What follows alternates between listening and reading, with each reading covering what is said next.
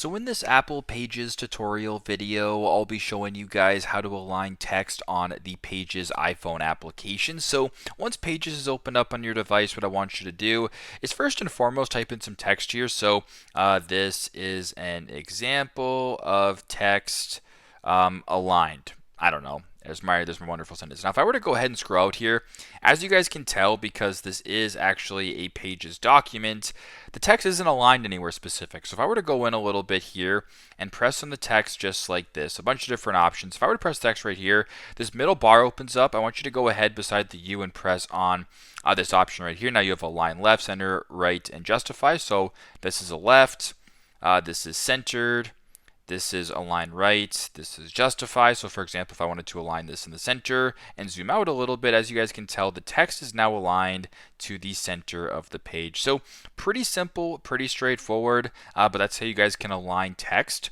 here on the Pages iPhone application. Thanks again for watching, and I hope this video helps.